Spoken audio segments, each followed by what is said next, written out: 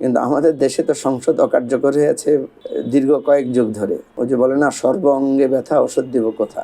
মুজিবুর রহমান মঞ্জু সংসদে কি যেতে চান, এমপি হতে চান, বা প্ল্যান কি রাজনীতির?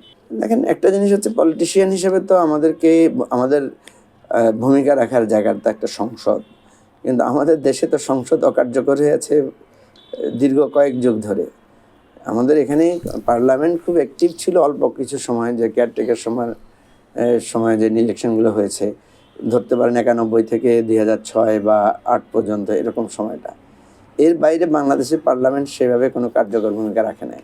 তো কখনো যদি ভালো ইলেকশন হয়, গ্রহণযোগ্য নির্বাচন হয় এবং মানে রাজনীতির সুষ্ঠু পরিবেশটা ফিরে আসে, কেউ কোনো দলের সমাবেশে হামলা করবে না, কেউ কাউকে বাধা দিবে না, এই ধরনের একটা অবাধ পরিবেশ থাকলে অবশ্যই রাজনীতি কন্টিনিউ করার, তারপরে নির্বাচন করার, নির্বাচিত হওয়ার, সংসদে প্রতিনিধিত্ব করার ইচ্ছা তো আমাদের সবারই থাকবে। শুধু ইচ্ছা না, এটা তো আমাদের দায়িত্ব, রাজনৈতিক দায়িত্ব।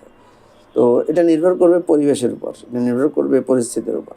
যে কোনো রাজনীতিবিদের বা রাজনৈতিক কর্মীর একটা আইডিওলজি থাকে, একটা সেক্টরে কাজ করার স্বপ্ন থাকে। তো সেই দৃষ্টিতে যদি সংসদে যেতে পারেন, আপনার ভক্তরা, দেশের মানুষ যদি আপনাকে পাঠায়, মানে কোন সেক্টর নিয়ে কাজ করতে আপনি খুবই আগ্রহী বা আপনার সফল রয়েছে? আমাদের দেশের, আমি যেটা মনে করি, আমাদের অনেকগুলো সমস্যা। একেবারে ধরেন, ওই যে বলে না, সর্ব অঙ্গে ব্যথা ওষুধ দিব কোথা। আমাদের রাষ্ট্রটার সর্ব অঙ্গে ব্যথা। আমাকে যদি আপনি প্রায়োরিটি ফিক্স করতে বলেন, দুইটা জায়গায় আমি খুব প্রায়োরিটাইজ করতে চাই। একটা হচ্ছে শিক্ষা, আর একটা হচ্ছে কর্মসংস্থান।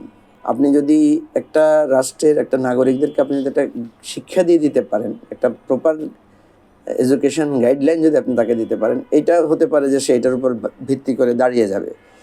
আরেকটা হচ্ছে, তাকে যদি আপনি কর্মসংস্থান দিতে পারেন তার শিক্ষার আলোকে। একটা ফ্যামিলিতে যদি একটা ছেলে শিক্ষিত হয়, বা একটা ছেলে যদি কোনো না একটা ভালো চাকরি করে, বা তার অর্থনৈতিক স্বয়ংসম্পন্নতা, স্বনির্ভরতা তৈরি হয়, তাহলে দেখবেন তার নেক্সট জেনারেশন অটোমেটিক্যালি শিক্ষিত হবে। তার নেক্সট জেনারেশন অটোমেটিক্যালি একটা ধারার মধ্যে চলে আসবে, শিক্ষা এবং সুচিকিৎসা, মানে বিবেকবান হওয়ার একটা ধারায় চলে আসবে। এই জন্য আমার ইচ্ছা আছে, যদি কখনো সেরকম কর্তৃত্বের, দায়িত্বের মানে আমাদের সুযোগ আসে, তাহলে শিক্ষা এবং কর্মসংস্থান সৃষ্টির জায়গাটাতে আমরা বেশি গুরুত্ব দিব। এবং আপনার এডুকেশন এবং কর্মসংস্থানে যদি একটা ভালো এফোর্ট দেওয়া যায়, তাহলে 5 থেকে 10 বছরের মধ্যে একটা জাতি, একটা রাষ্ট্র ঘুরে দাঁড়াতে পারে বলে আমি মনে করি।